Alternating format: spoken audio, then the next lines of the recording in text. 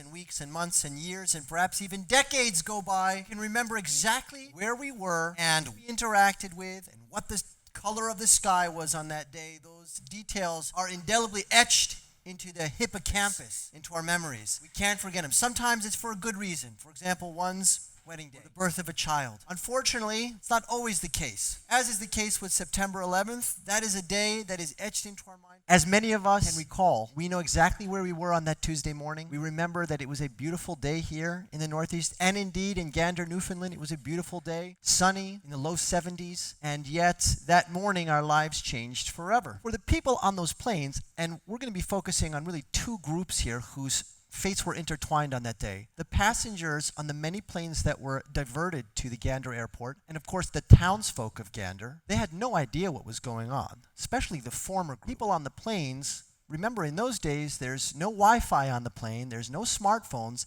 In fact, there were no chargers for the cell phones that people would carry around back then. That's going to be significant because when those planes were diverted, and they were diverted early that morning after the terrorist attacks took place, after the first tower was hit, the FAA, that's the Federal Aviation Administration, closed American airspace and gave very particular directives to the pilots and the flight crew of the planes. Don't divulge more information than you have to. Why? Well, because if you're 30,000 feet in the air and the people feel that their trajectory has changed and they're no longer headed home and they're confused and they don't know what's going on, you tell them that there's been a terrible terrorist attack and you don't have many details, you're likely to create something on the order of a panic, to catalyze a loss of control. What that meant was for the people on these planes, all of a sudden, they don't know why, but they're being told over the in-flight comms, the planes are turning around. Where are we going? We don't know. Later they find out that they're going to be landing in Canada. Okay, Canada. Toronto, Montreal, where about? No, they're in Gander. Now,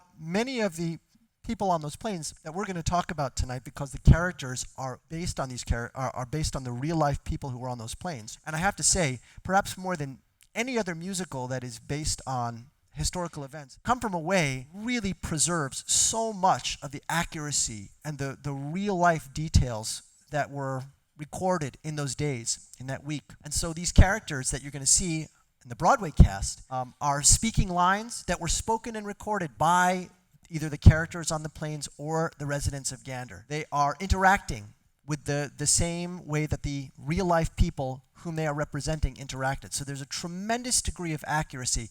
That is not to say that everything that we're going to see is absolutely how it went down. However, again, compared to the average musical or play that chronicles a historical event, the accuracy here is really, really striking. What happened was that after they landed in Newfoundland, they were told they had to stay on the planes. Why? Well, again, the directive coming from the FAA to the flight crews was don't divulge more than you have to. Even the flight captains themselves didn't really know much. Beverly Bass, who's very much at the center of this musical, you might describe her, even though this is very much an ensemble show, the character of Beverly Bass is in some ways the beating heart of the show, represents the sort of intrepidity, courage in the face of adversity that so many of these characters felt and exuded during that very traumatic episode. They're on the planes. They're being told they have to stay on the planes. Finally, when they're allowed to get off the planes, for some of them that had been more than 25 hours after they had initially boarded, they were told you can't take your suitcase. You've got to take your overhead and that's it. Where are we going rather?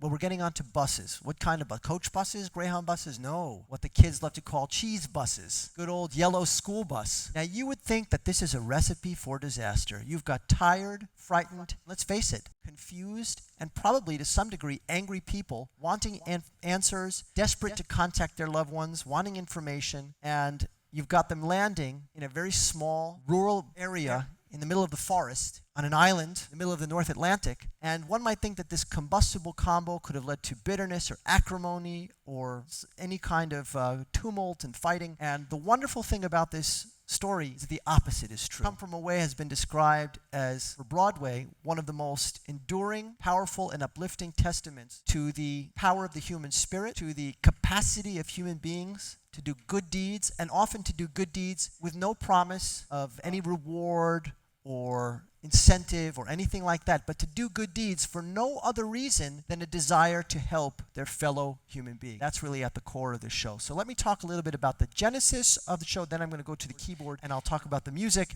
and then we'll watch 4 or 5 clips, and I've got a special surprise for you tonight. In addition to the clips that we're going to watch, I've got a special surprise. Now, I could tell you what it is, but then it wouldn't be a surprise. So again, to recap, this is a story that is set in, as Julia Ray read, the unlikeliest of places. Not at the heart of the American Revolution, as Hamilton is. Not in the wonderful land of Oz, as is the case with Wicked, which we talked about in our most recent program. Not in Manhattan, as is the case with West Side Story, but rather in one of the most remote places in the world. And it's about the capacity for humans to do good, for no other reason than a desire to do good. And it's a show that, for that reason, and of course because of its very compelling music and storytelling, has ensconced itself, I think, in the hearts of theatergoers. Whoever sees it, I think, can't help but fall in love with this story and with this cast. And when I say cast, I don't mean the actors necessarily, although them too, but the characters that they represent. And tonight, we're going to ask ourselves a question that I love to ask when it comes to any piece of great art, be it a Beethoven symphony or a Bach cantata or a Broadway musical, which is why and how. Why do we feel so drawn to this art? Why does it affect us the way it does? And how, what are the tools that, for example, the composer or the lyricist or librettist uses to compel our attention and to etch these pieces in our ears and in our minds and our hearts so favorably? I'm going to talk about what I think makes this show work so effectively on the music side, and I think the story more or less speaks for itself. So, we are Gander, Newfoundland. You can see it there. I actually have a tangential connection to the province of Newfoundland. My dissertation advisor, Dr. Eric Chafe, who's now retired, grew up in St. John's. So I know a little bit about Newfoundland, even before I discovered the show. And the show came out in 2017, so finishing graduate school in 2012. So even while the show was being workshopped at college in Canada, I had already kind of, not only did I heard of Newfoundland, but I had a sense of what its people and what its geography was like.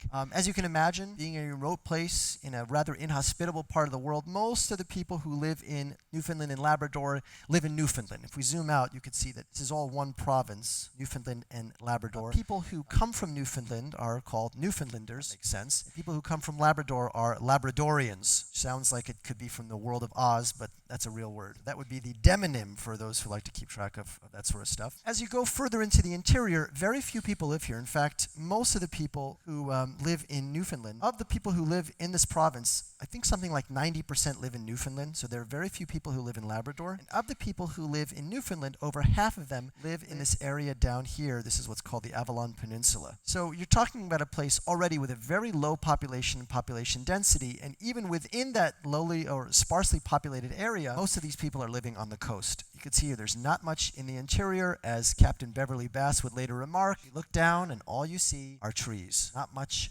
there. But here, as you can see, is the town of Gander. Now, Gander used to be a very important town. It sounds remarkable to think about that. How is it an important town? Well, if you know anything about transatlantic travel, you know that Newfoundland is one of the first places, if you were coming over in the northern hemisphere from, say, the UK or those latitudes, one of the first places that you'll encounter if you were seafaring would be Newfoundland. That's why it's called Newfoundland. It was Newfoundland. When the explorers were coming over from northern Europe, this is the first bit of land that they encountered when crossing the Atlantic. But that's not why Gander is important. Gander is important for a similar and related reason, which is to say that in the early days of aviation, planes did not have the fuel capacity or efficiency to make long trips from Europe, for example, all the way to, say, Chicago, or even to New York. So what happened was these planes would stop in Gander, where there was a massive transatlantic refueling stop. It was an airport that served as a refueling station. So if you were flying over in the early days of aviation, up until the late 1950s, if you were flying over from Europe, you'd have to stop in Newfoundland, and your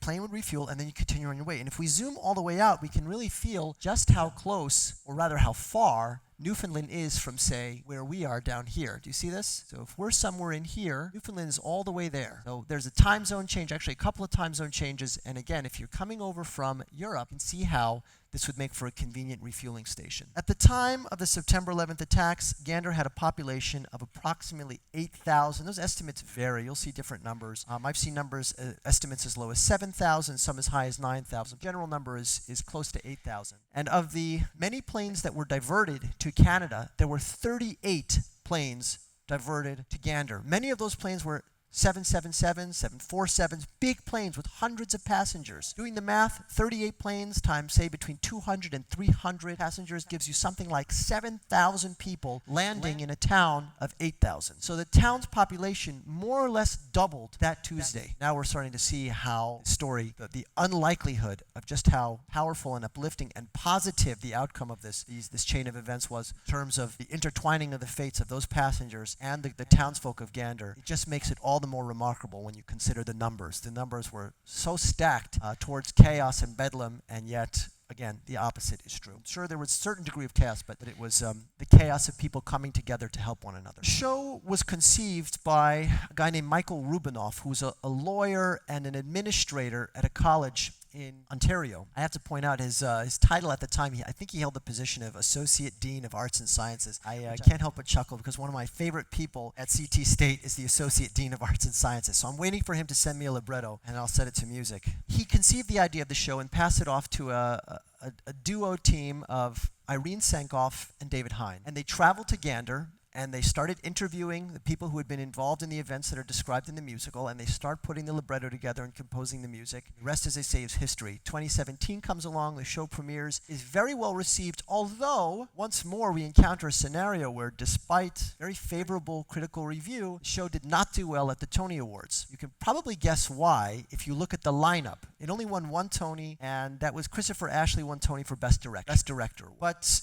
that was it. Now you say, well, how does this show only get one Tony Award? And as is the case with any other show, usually it doesn't necessarily mean that that's a bad show, right, or that it's not received favorably, but just that there's another show that steals the proverbial thunder. And there was a very crowded field this year, and there were two other shows that were predicted to be big winners. And those shows were Natasha Pierre and the Comet of 1812, and the show that wound up dominating the awards that year, Dear Evan Hansen. So Dear Evan Hansen winds up doing exceptionally well at the Tonys in 2017, and unfortunately for the producers and the cast of Come From Away, they'd have to wait for the kind of big reward that comes with a successful show run. The immediate critical review was favorable, but again did not result in a slew of big awards. For a show to win 4 or 5 awards is a big deal. If you win anything, it's good, desirable, right? And coveted prizes would be Best New Musical, Best New Score, Best Featured Actor or Actress. Didn't win any of those, but it did win Best Director for Christopher Ashley. The show opens with a number that's called Welcome to the Rock. But first,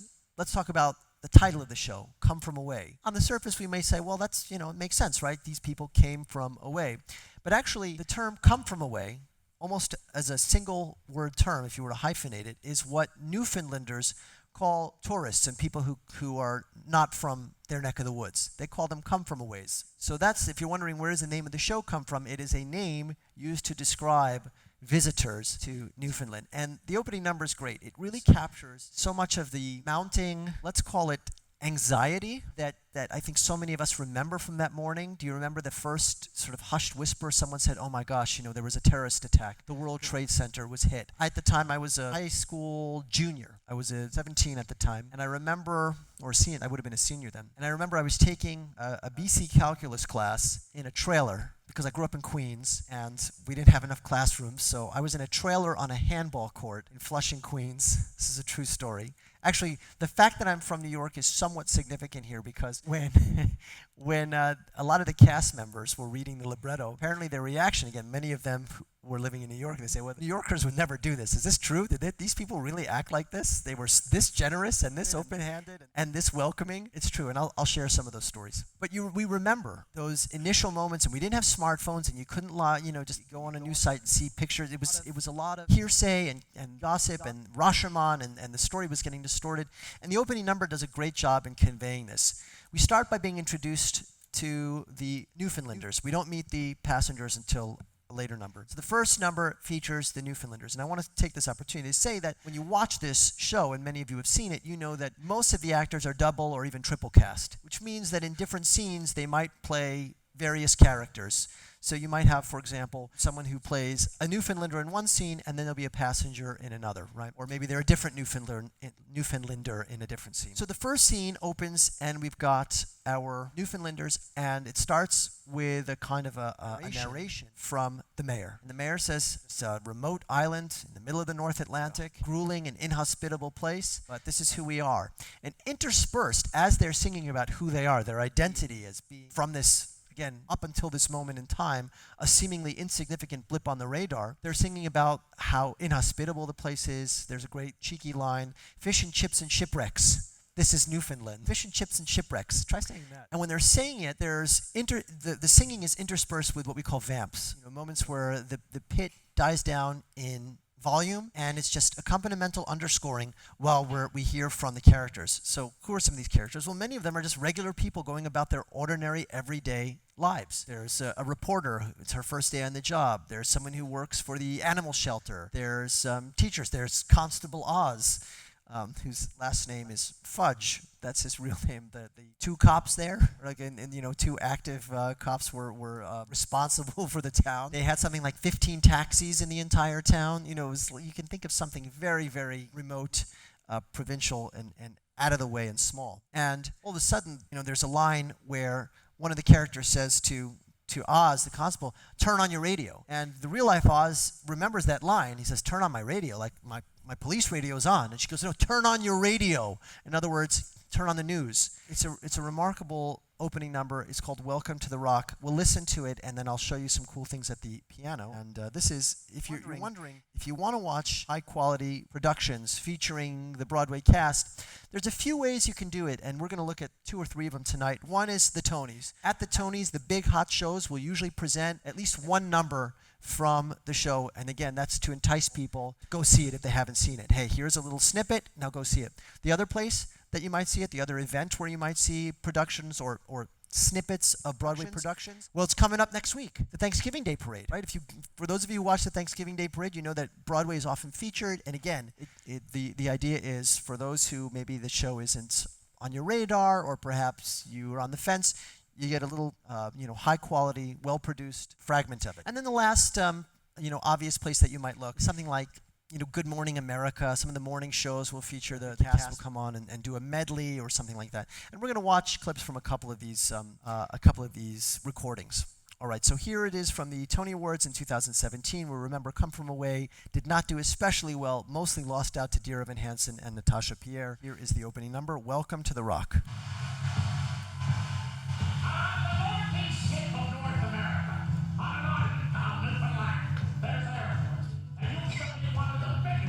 In the world.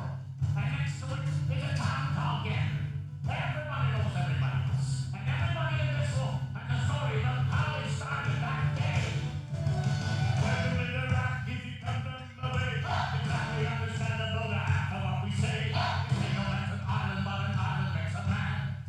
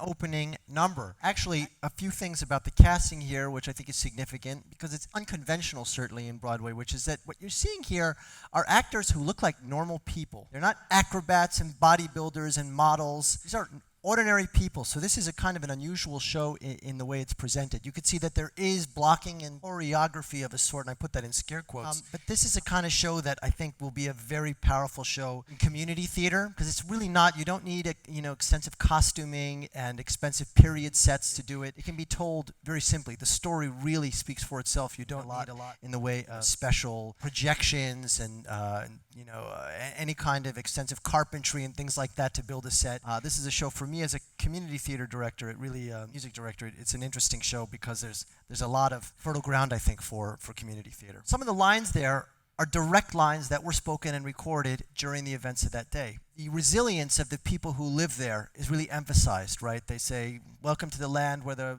whatever it is, the winters try to kill us," and we said, "No, we will not be killed." Where the waters try to drown us, and we said, "No, we will not be drowned." It's a kind of a testament, I think, a reflection of the grit that these Ganderites possessed. Of course, that's really that's part of what makes them such remarkable people, but we're not going to really see their full grit on display until the passengers deplane. I'm going to go to the piano. I'm going to talk about the opening number and some of the musical influences in the show. This is actually a fairly simple show in terms of the musical language that it uses. This is not going to rely on Stephen Sondheim style harmony and clusters and things like that. Rather, kind of ostinato pattern that.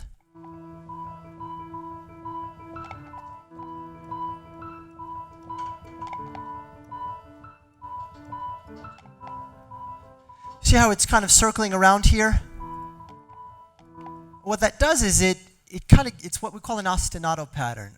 Ostinato comes from the Italian word that's close to the English word obstinate, something that's stubborn, music that kind of sticks around. In that way, it sort of reflects the resilience, the stubbornness of these people who are living in this very inhospitable, ruling area, and yet they're not going anywhere. There's a very clear influence of Celtic music, which many of you probably heard.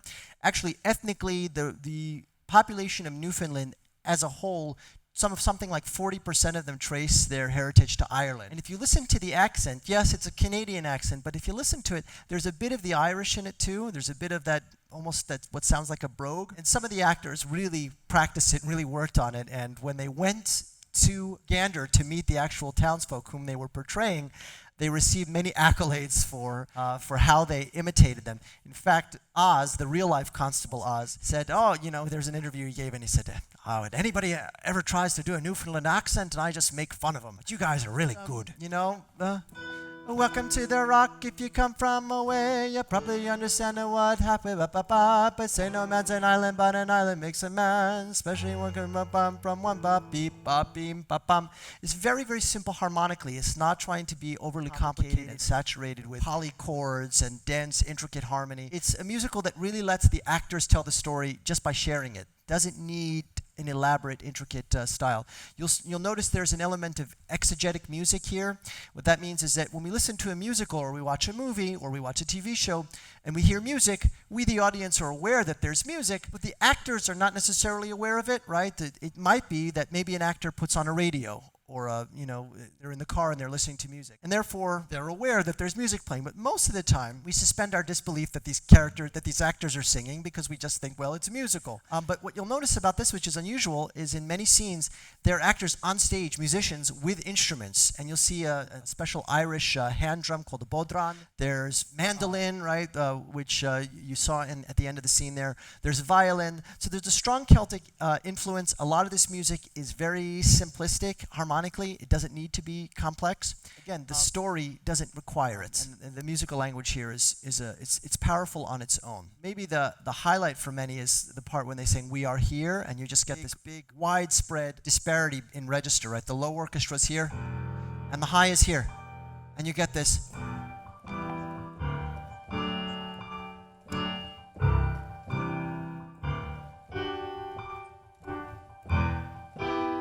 And what are they singing? Where you are here. Who are they talking to? We, the audience? They're talking about themselves. It's not immediately clear, but what it does is it creates this very immersive feeling that we, no matter where we are when we're watching it or listening to it, we feel personally immersed in this story because we can all remember where we were that day. It's kind of weird now, being a college professor, that we have passed the date which freshmen will have no longer been alive when the September 11th attacks took place. And most freshmen in this class were born in like 04, 05 or something crazy like that. If you weren't, not only alive, but I think, if something closer to an adult back then, it's really hard to explain to people exactly what we were all feeling that day. And the show does such a good job of conjuring that. Speaking of things that the show does a great job of conjuring, I want to talk about the next number we're going to look at. It's a number called Prayer. When the passengers are on these planes, they're told they can't get off the planes, they can't debark. Even if they could, yes, the airport is close to Gander, but it's not in Gander. So how are you going to get 7,000 people from the airport into the town when you've only got 15 taxis in the whole town? It's a lot of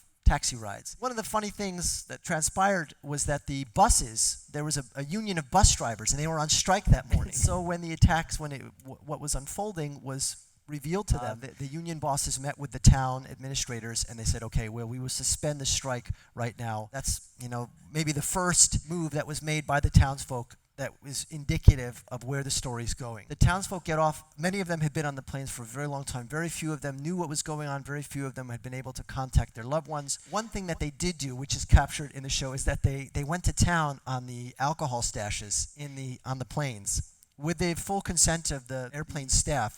When you go on a plane, you get the little bottles of Smirnoff or Tito's or whatever.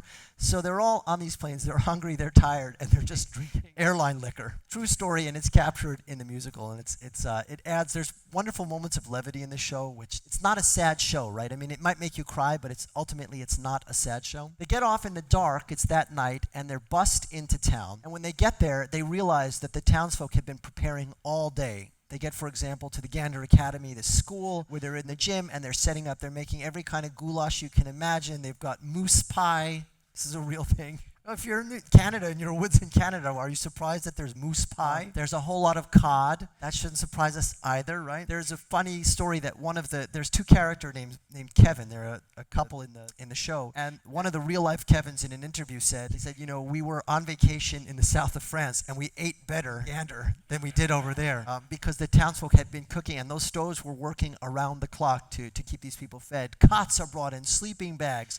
There's a funny story about people by day 2 and 3 they can't get onto the planes. And the reason they can't get their bags is because there was a question about whether or not there were bombs or other weapons or there was a threat. Could any one of those people on the planes, could they have been a would-be terrorist? And so to err on the side of caution, they made everyone leave their stuff on the planes. In fact, one of the characters you met, she says, I'm working at the SPCA, animal shelter. She actually climbed into the cargo holds to retrieve the animals and bring them to the animal shelter. And it included mostly dogs and cats, but there was famously a chimpanzee that was brought. So all of this is real, and much of it is documented in the musical. But one of the most potent moments takes place in a song called Prayer. And in it, the characters are converging in a way that makes sense, because in times of anxiety, stress, people tend to turn to prayer. I think of something like Psalm 130, right? From the depths, Lord, I cry to thee, let your ears mark the voice of my supplication, is one of the famous psalms. And there are many other psalms like that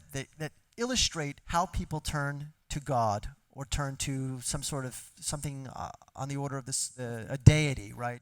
When they're faced with crisis and distress. So in prayer, it starts with one of the Kevins. There's two characters named Kevin. They start by singing a song that many will recognize as a hymn. It's sometimes called the Hymn of St. Francis, named after Francis of Assisi, although he had nothing to do with writing the melody. And the song has the incipit title, Lord, make me an instrument of your peace. So some of you may know it. It sounds like this.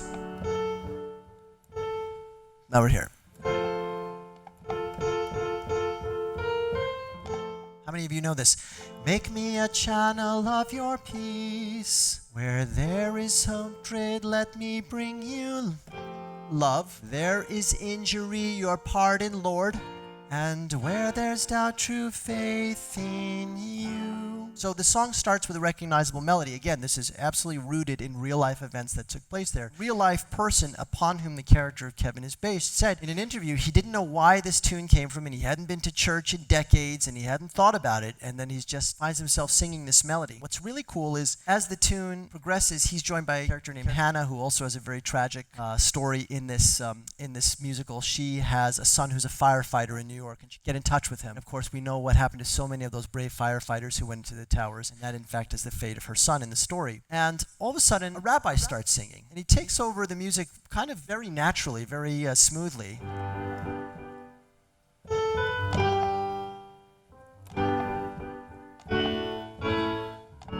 That's where it should go. Instead of going here, it goes here. You see how this sound is more ambiguous? This is a major chord.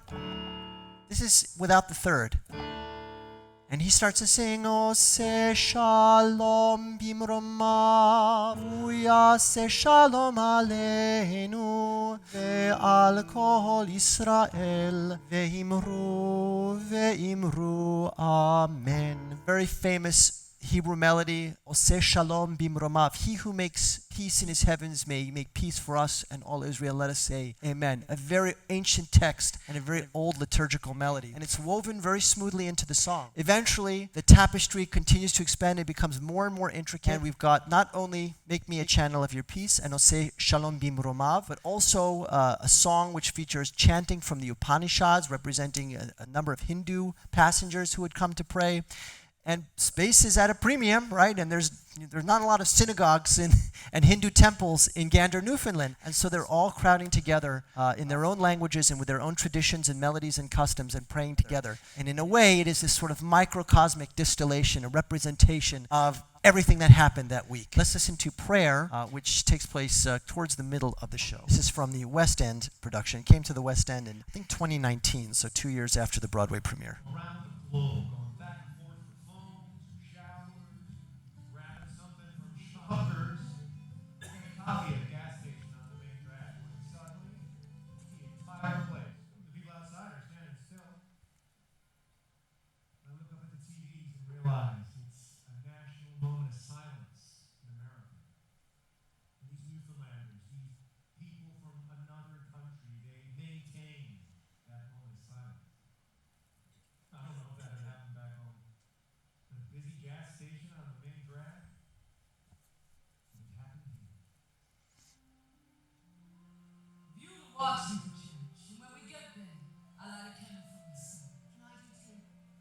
I suddenly realized what that music was from my dream. It's an old hymn from when I was a kid. Now, I haven't been to church in years, but for some reason, that song was in my head. Make me a channel of your peace. Where there is hatred, let me bring your love. Where there is injury, your pardon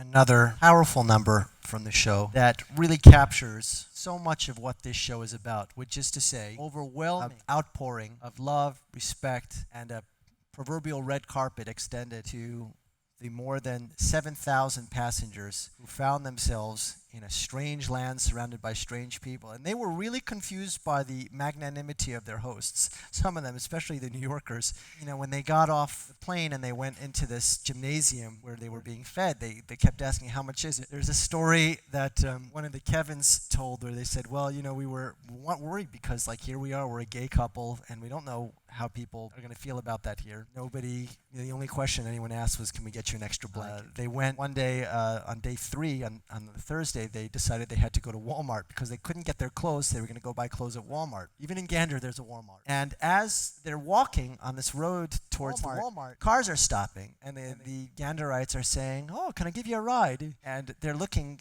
they're jaded New Yorkers are saying, what does this creep want, And they say, no, thank you. The next 30 seconds later, another car pulls up. Oh, can we give you a ride? Where are you going? Don't talk to strangers.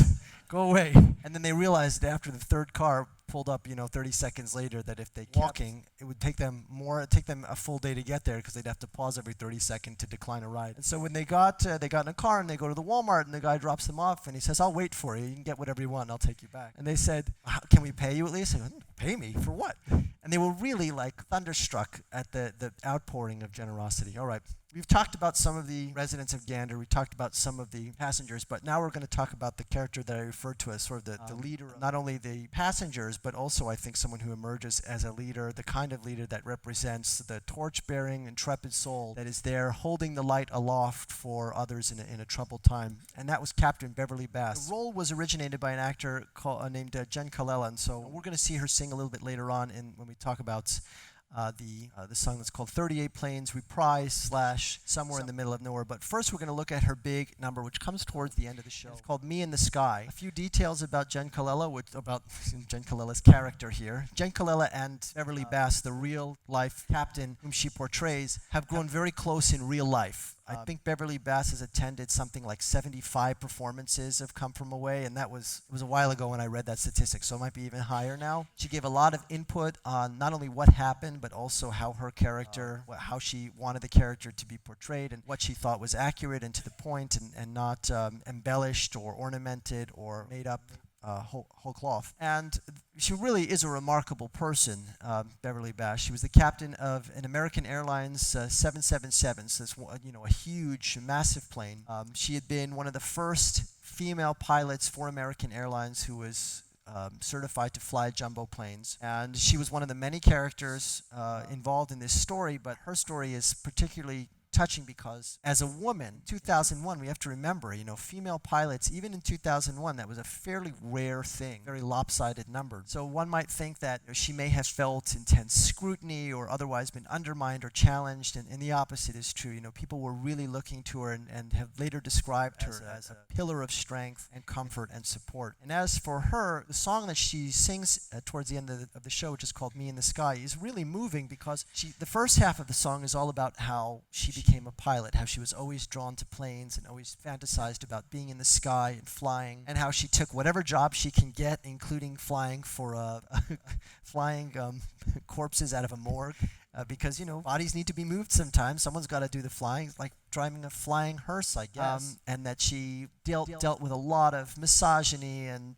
discrimination because of her sex. And yet, by the 80s, she's flying as the first American pilot for American Airlines, first female pilot for American Airlines. By the 90s, she's now an instructor who's teaching men how to fly. She sings about all this, and then, of course, the hammer falls, and she talks about how the events of September 11th have taken the most beloved thing for her, flying, airplanes, this miracle of technology which has characterized her whole life, and turned that one thing that she loved so much into a bomb, and thus subverted everything she's worked at her whole life, and her whole perception of herself, not just her career, but who she is as a person, has been fundamentally changed. It's a really powerful song, and rather than play a recordings are great. What if I told you that we could have some live music right now? All right, I want to welcome up my colleague and friend Brianna Mattingly, who is works with me at the college and happens to be here hanging out with her best buddy over over there. Hi, Aria. That's my almost 5-year-old. And we're going to sing, she's going to sing, and I'm going to play a song called Me in the Sky. And before we do that, I just want to fix this sustain pedal, Rod, because the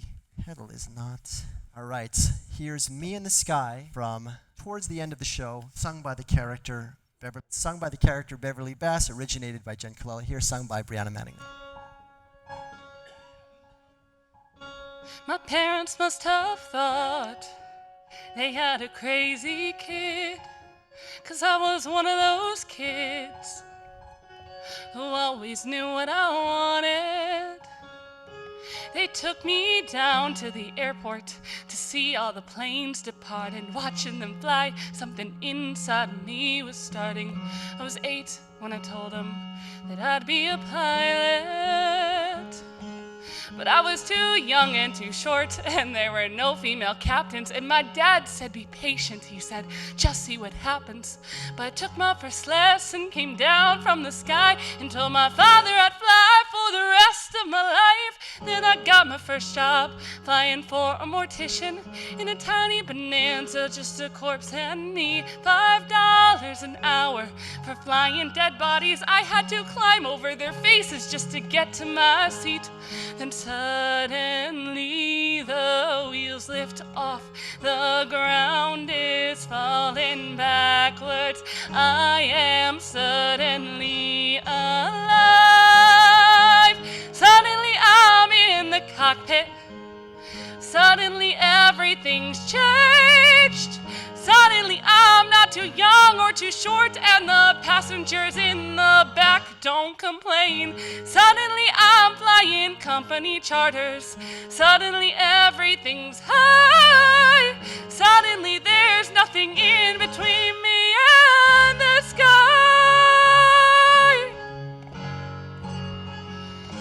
American Airlines have the prettiest planes, so I apply as a flight engineer. But the World War II pilots, they all complained. They said girls shouldn't be in the cockpit. Hey lady, hey baby, hey, why don't you grab us a drink? And the flight attendants weren't my friends back then, and they said, are you better than us, do you think? But I kept getting hired, and the World War II crew, they retired, and the girls all thought much higher of me. 1986, the first female American captain in history. Suddenly I'm in the cockpit. Suddenly I've got my legs. Suddenly all of those pilots protesting me, well, they can get their own drink. Suddenly there's no one saying stay grounded, looking down, passing them by. Suddenly there's nothing in between me and the sky. Suddenly I've got an all-female crew. The news caught, it made headlines across the world. Suddenly it stopped. No one's saying you can't or you won't, or you know you're not anything 'cause you're a girl. Suddenly I'm getting married, and we're putting pins on the map where we've flown. Suddenly I am a mother, and suddenly shocked at how much they've grown. Suddenly I'm wondering how my parents would feel seeing me teaching men to be pilots, 'cause suddenly I am a senior instructor, and somehow I'm 51. Suddenly I'm flying Paris to Dallas, across the Atlantic and feeling calm, when suddenly someone on air-to-air traffic says at 8:46 there's been a terrorist action, and the one thing I loved more than anything was juiced as the bomb. Suddenly I'm in a hotel. Suddenly something has started.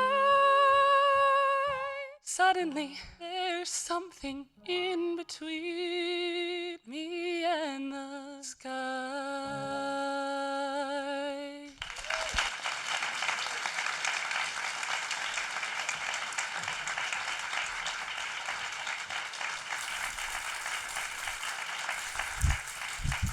Thanks, Brianna.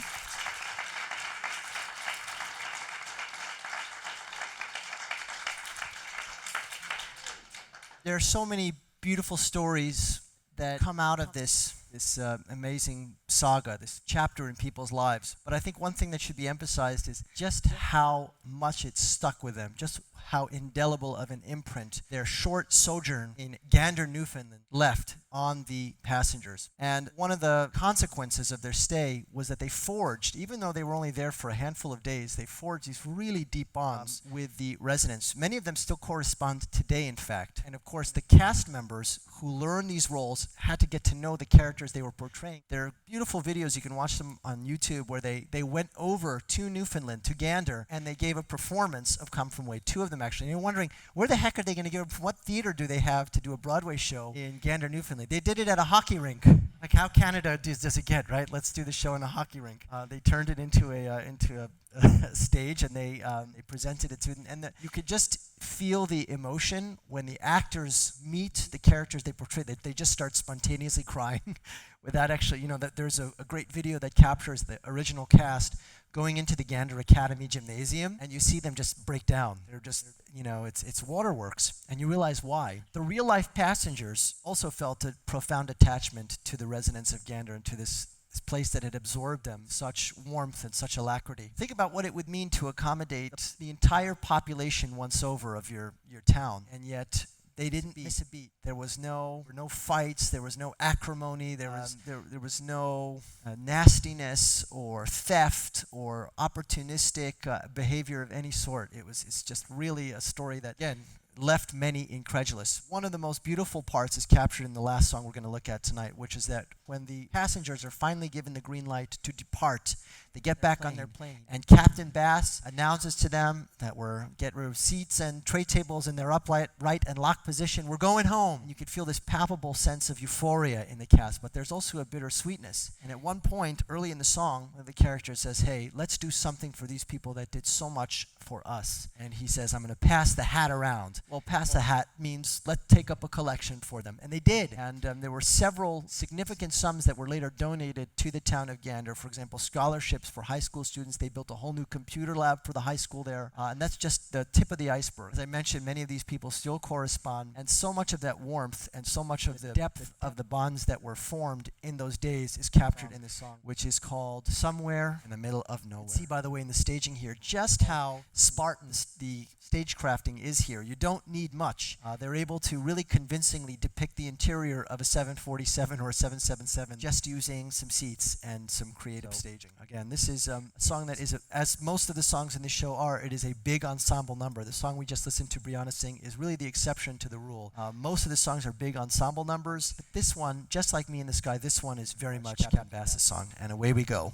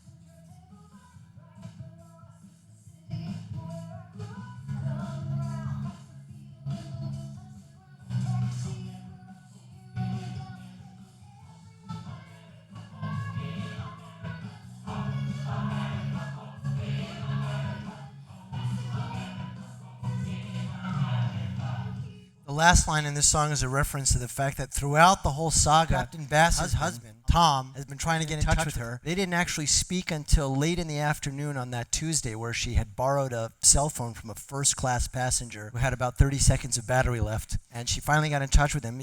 All he knew was that, he is in Texas, and he hears that there's been a terrible terrorist attack, and it involves airplanes, and his wife's an airline, and he can't get in touch with her. And as soon as he speaks to her, he starts saying, "Are you sure you're okay?" "Yes, I'm okay." "Are you sure you're okay?" So it's kind of a wink and a nod to the real-life Tom and Beverly couple, that the song ends with Tom, his name being invoked as she says, "No, I'm fine, Tom, I'm fine." This show really, I think, encompasses so many of the reasons that we go to the theater, right? We go to the theater for a multitude of reasons. Maybe we want some escapist fun. That's kind of what we get in Wicked, right? Takes us to a faraway land, colorful characters, literally colorful characters, as the main character is green. And some shows, are steeped in allegory. A show like Into the Woods, 1987, filled with allegory, or a show like Sunday in the Park with George, meditates on powerful questions that invite us to contemplate the meaning of art and the role of the artist in society. But what we're seeing in Broadway now, I think, is a trend in the 21st century to embrace really emotional, direct, powerful experiences that invite us as the audience to think about the dualities and dichotomies that we encounter all the time, the good and the bad, and the way that even in the face of the worst tragedy, the human spirit somehow prevails, and human beings somehow find an opportunity to be the best versions of themselves under the most adverse circumstances. It wouldn't be very easy for the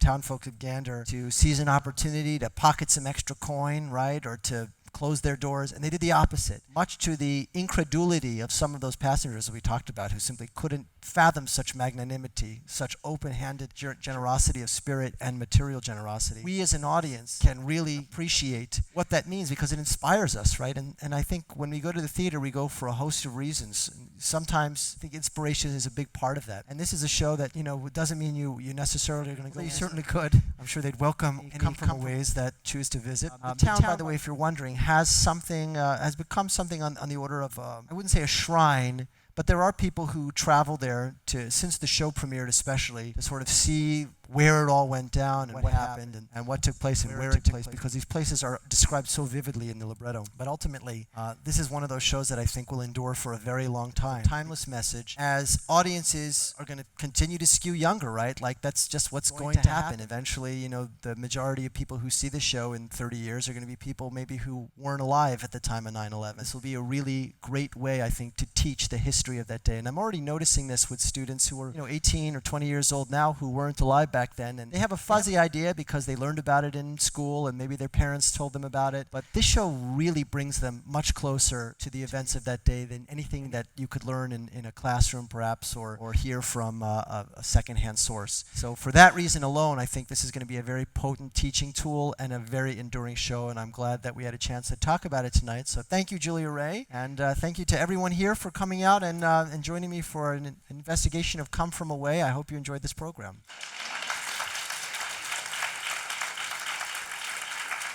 And if there are anybody wants to leave, that door will take you right outside, as Julia Ray has reminded me. So convenient here at the New Canaan Library. So convenient. I will see everybody. If I don't see you, I will wish you a very happy Thanksgiving. And I want to just say that I'm grateful to have the opportunity to share great art with all of you. So I look forward to doing so in 2024. Thank you so much, Gil. Thank you, everyone, for coming tonight. Get home safe. Thank you.